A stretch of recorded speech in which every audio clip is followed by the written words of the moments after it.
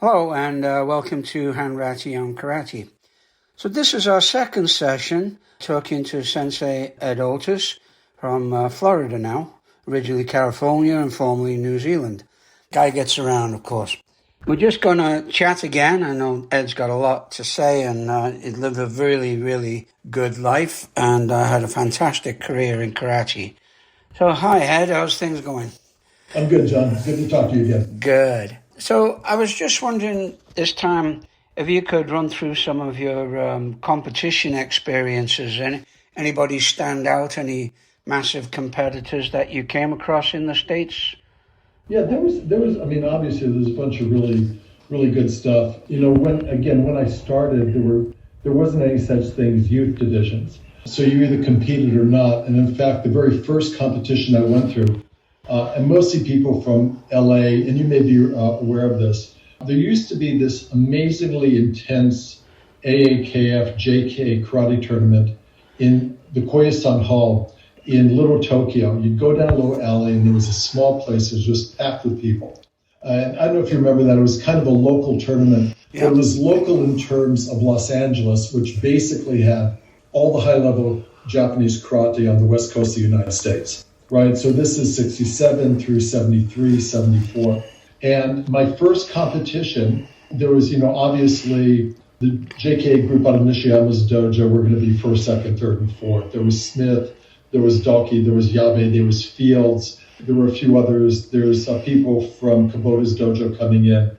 But it was a selection tournament before that. If you can gather, it's a really beautiful, traditional Japanese hall. Only one ring. The place is packed with fans, but maybe no more than 500 people. So all of us would put up a team, and I just went down as a kid. I was 15 years old, 15. I just got my brown belt. And I went down just to watch my team, my local team from Santa Barbara. And in the first round, we won, but one of the guys got hurt. So my first tournament experience, I'd never been in a tournament before. My instructor came up and said, go get a gi, borrow a gi, put on a black belt, and he threw me in there with the rest of the three-man team. So aside from being scared to death, I remember going out there, people are cheering, they're going crazy. And the main reason they're so excited is we got to fight Nishiyama's A team. So I think it was a three-man team with Smith, probably Fields, and probably Yabe at the time. Wow. And so I was fighting third, and we had already lost two. I go out there, I don't remember, but I just remember it being one of the most exciting times in my life up until then. And I think I fought James Yabe. Again, he's late 20s, early 30s, fifth dan. I'm 15. I just made my brown belt, and I stole somebody's black belt to wear. So that was fun. And the thing is, in hindsight, I knew that everybody knew that. They just wanted to have a competition. It isn't really that I was cheating. Everybody, let's throw him in there because we needed three people to fight. That kind of thing happened a lot. When we were ISKF, that's where the main point of my competition came. Again, our dojo, the university, we had a very strong group. My team members, Jack Clark, myself, Ken Wong, John Flippen, Andrew Zeckman, we all, in the time we were undergraduates there, won the ISKF National several times. I'm real pleased. All of us did well individually. A lot of us did well. We were fortunate, but we were training, as people were, we were training. University had almost nothing to do with it. We were on the floor 15, 16 hours a week, plus doing additional conditioning work. But those tournaments were extensive. But to be honest, it was the opportunity to go places. Yeah. One of the first ISKF tournaments when we all formed, we went to New Orleans with Mikami Sensei hosted the tournament. Right. Phenomenal experience. The tournament was great, but New Orleans, 19 years old, on my own with a bunch of 25-year-olds, was beyond perspective. Yeah, party town. As you remember, the stuff that happened going to visit people's dojos between the competition was a tremendously intense experience often. Yeah. Because, again, there's no judges, no rules. Nobody got badly hurt, but there was even more intensity.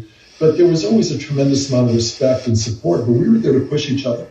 Probably our major competition at the time, because we were relatively close, was our group and the Arizona group. Yeah. Chuck Coburn was a phenomenal competitor. He still has a beautiful dojo. Tom Haida, Asa Herring, those guys were remarkable. We were butting heads and drinking hard all the way through that. But again, I was just fortunate. And again, because they didn't quite know what to do with kids at the time, I remember clearly, I started in 67 and I failed my brown belt test 5 times. And I think they were just seeing, and at that time, Nishiyama gave all the examinations. He would go around from area to area. And I just kept coming back. So I failed that. Then I failed my black belt test 6 times. I did well, but they weren't ready at that time to promote anybody, 17 years old to black belt. However, before we did this talk, I was just looking at my certificates. For some reason, they needed somebody to be on the team. I managed to get Nidan 6 months after I got Shodan. And I managed to get Sandan 18 months after I got Nidan. Wow. So eventually, no, but it isn't wow, but it is wow. But eventually, so I got to Sandan in about 9 years, which is about the standard, even if you're promoted regularly. Yeah, that's about the regular time. I too failed black belt 4 times. It took me 8 years to get Shodan. Yeah, and nowadays I talk to my friends who have commercial dojos, and they go, those kids would never last. They wouldn't stay. Their parents would be frustrated. I keep, in my own dojos, before we moved to New Zealand, we left in 2008. I had a beautiful community, and I think there's a big distinction between competitive dojos, advanced dojos, which are crucially important, community dojos. So we had a community dojo where we used to hold our camps in Carlsbad. And we're talking about coaching philosophy. You need to be direct with parents that this is what's expected. We're talking about tests. One of the parents came up to me and said, what's required? I said, well, you need to do this because her kid was getting ready for black belt. He had failed a couple of times. He just wasn't ready. And she says, well, if that's your standard, normal kids aren't going to make black belt. And I remember I was so happy with myself, I got to say normal kids aren't supposed to make black belt. It's supposed to be something deep that you ask of yourself and you ask of each other and you recognize. Yeah. And then I was very fortunate. I had a dojo that's still going well in New Zealand. For a small town, we got up to about 100 members. Yeah. But again, I'm very, very clear. The goal is not to, and I was just talking with my friend Marty Callahan, the goal for students is not to get your black belt. The goal is to be a black belt. Yeah. Whatever that means. That was good, but our competition was fabulous. We were competing a lot regionally. There were good people, really good competitors. Kubota's dojo, again, I keep mentioning, was incredibly strong. Arizona dojo was very strong. Demura and Yamazaki, fabulous karate people, doing a little bit different kind of karate than we were, but we competed well with them. We had a good time. But I was real fortunate. The Riverside dojo and the UC Riverside Club, we did phenomenally well. Mm-hmm. Both for males and females. We had female national karate team champions 3 years in a row. So I was real pleased with that. Yeah, they did pretty good. I remember them came up to the World Shotokan Championships. First one I hosted in Calgary, and the ladies team just kicked butt. Yeah, they're phenomenal. I think one of the girls, Townsend, was it? Townsend Carr was remarkable. Stephanie Miner was remarkable. Yeah. Really, really strong. And Stephanie pointed out, which we knew, the advantage is in most dojos, certainly in mine, I know in yours, because it's intense, but because there's control, men and women train together. Yes. Yeah. Right. But by competing separately, there really is an advantage to the intensity that they're able to generate because they're keeping up with men who are physiologically just more explosive and more stronger. So we had women who were just unbelievably good. It's stopping male karate and female karate. It was just karate. I remember that they came up to a tournament I hosted here in Calgary quite a few years ago. And the girls from California asked if they could have an open division. Yeah. Men and women. And it wasn't in kata, it was in kumite. Yes. And they did. And they did very well. And it really made the guys wake up. Well, I remember, I don't know if it was your tournament or another one, we did that because my girls were always asking that. Yeah. And often people didn't know what to expect. They go, oh, okay, we'll try to be careful with you. And one of the instructors came up because one of the women won the division. It was an open division. Yeah. I believe we took first, and our females took first and third in kumite. And one of the guys took second. And one of the instructors came up to me and he goes, I can't believe a woman won the men's division. I go, no. What you can't believe is the man came in second in the women's division. Yeah. Because I got to tell you, whoever wins the division, that's their division. That's their division, yeah. Yeah. But that's what makes the karate so effective for self-defense. Yeah, that's for sure. Yeah. I was at a party, one of the university parties. It was funny. One of our girls was there, and she had my favorite look. It's, your toes are all battered up, but these girls were going out. We all went out to a big party. There was a concert, and then there was going out. Everybody was dressed up. It's typical. And so all the girls were wearing, dress-up clothes and heels, and all their toes were taped, but they all had nail polish on, which was fabulous. But one of them, this guy was giving her trouble, and I'm watching her, and she looks at me, and I go, we were there to help her, was giving her trouble, and he said something, and I remember her standing on one foot, and she slid her foot out of the other shoe, and she front kicked him in the groin so hard, he just dropped over. And I swear to God, I'm not kidding, she was still holding on to her beer. Well, that shows good dedication, right? It was fabulous. Then she put her shoe on, and we just went off somewhere. We should probably leave now. We just went to somewhere else. Yeah. In your competition career, did you prefer kata or kumite? I was pretty fortunate. I did pretty well in both. I believe I won ISKF kata a couple of times, collegiate champion several times. I always did slightly better. I was very fortunate. I usually placed in both. Occasionally I won one or the other, but I was somewhat more successful in kata than kumite. Mm-hmm. But normally I would play. I was real fortunate. But again, in that day, we didn't subspecialize.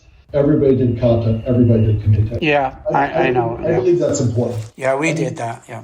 Right, if you're selected, if you make it through the eliminations, you're representing your country, and you've been selected for kata, you should just practice kata for that term, no doubt about it. Yeah. If you're there, you're in Paris and you're there to spar, just spar. Yeah. But in general, I believe, good kata, not performance kata, but good solid kata, improves your kumite for a variety of reasons. Yeah. And good kumite improves your kata because it brings some intensity to it. Yeah.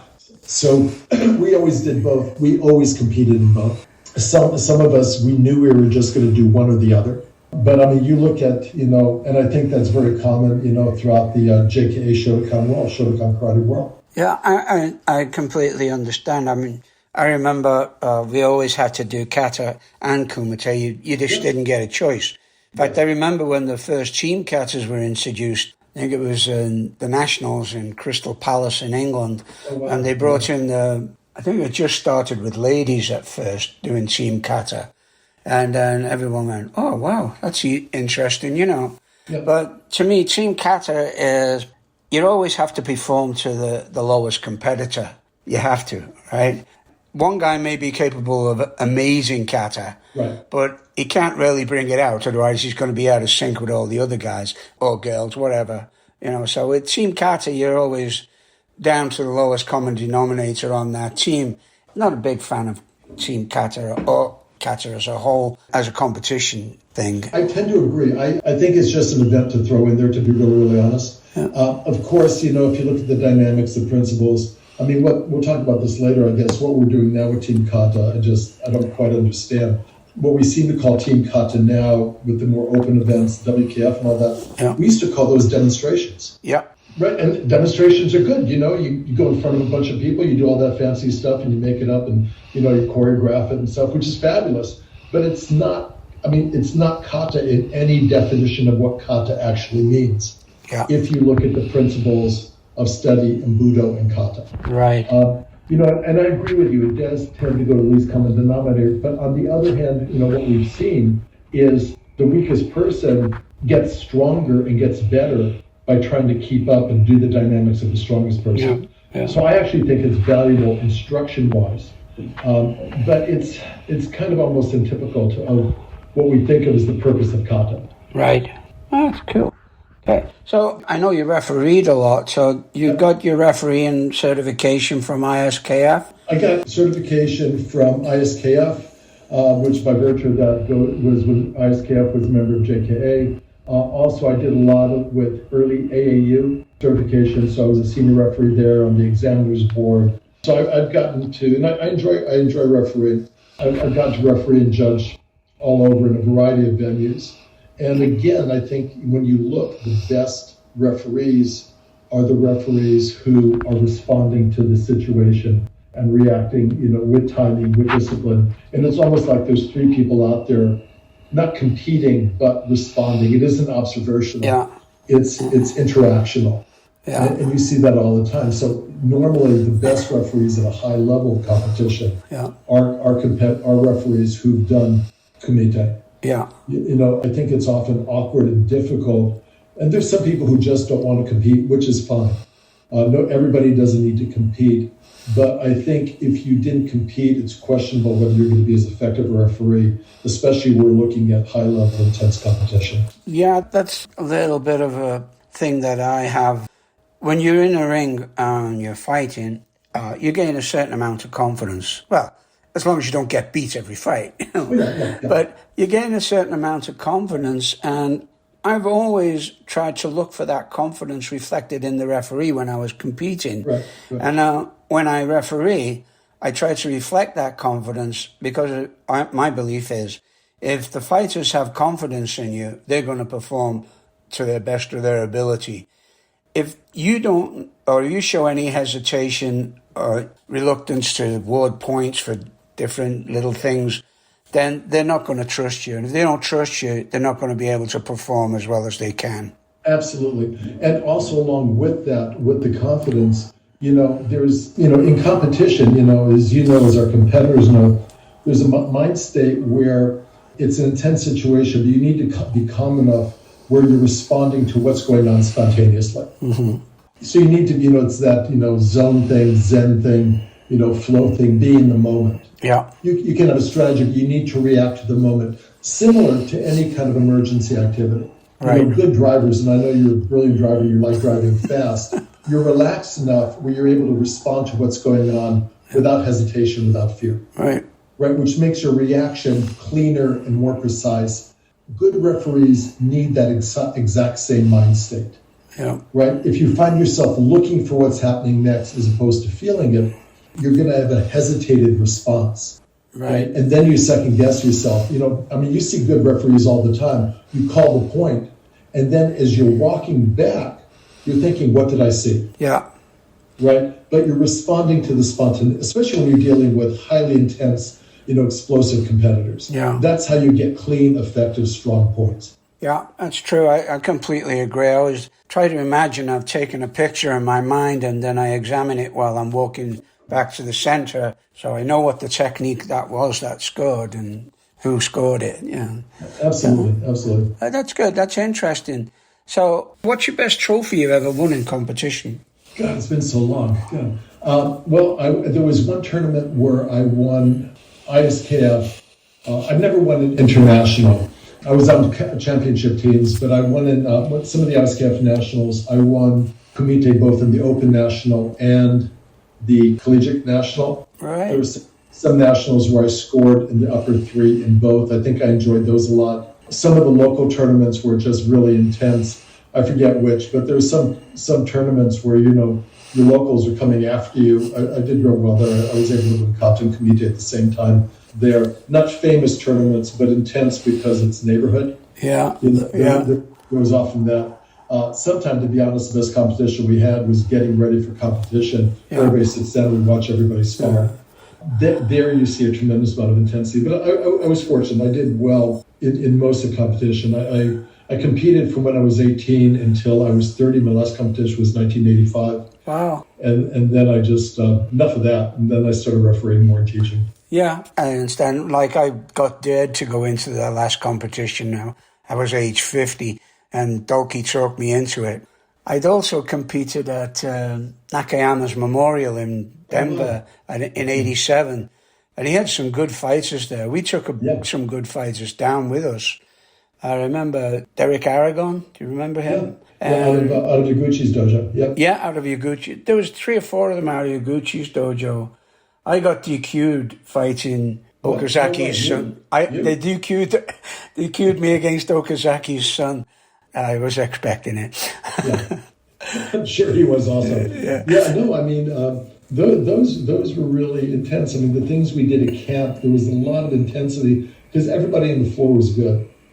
Nishiyama had brilliant camps. And then you came to those We moved the camps up to Carlsbad. Yes. We had about 10 years of really exceptional karate camps with real high level. And again, a lot of fun. I keep saying that, maybe we'll talk a little bit about the politics later on, but not too much.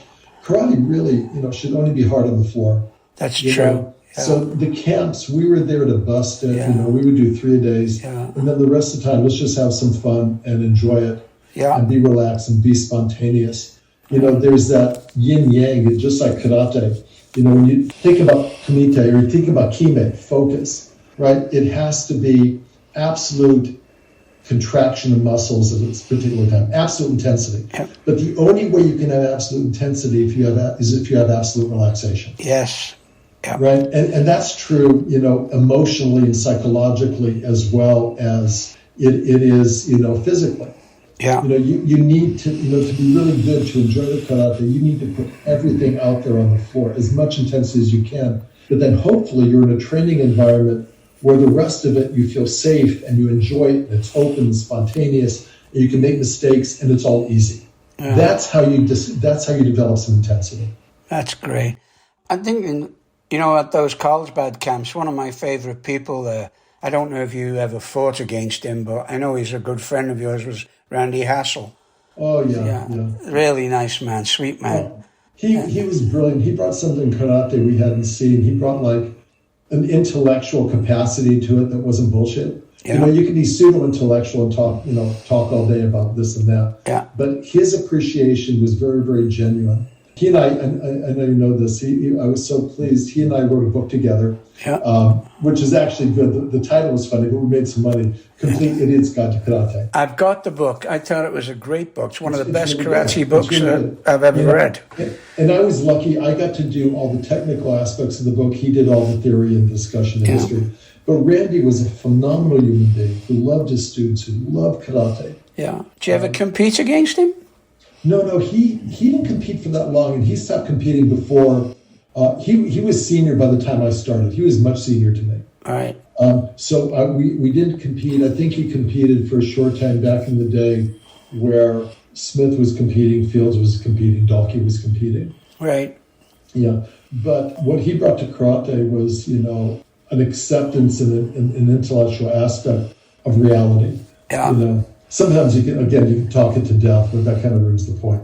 Yeah, I was lucky enough to get a couple of his books that he signed for me when we taught together down at your camp in Carlsbad a few times. Yeah. Really great guy. He did a bunch of there's a book out there, I haven't seen it for a long time. He did a lot of really, really effective and brilliant interviews. Yes, interviews with the masters, I think, yeah. Really, really nice stuff. Good questions, open. And it sounded to me like they felt comfortable enough to really be open and share what they thought and share what they think. Yeah.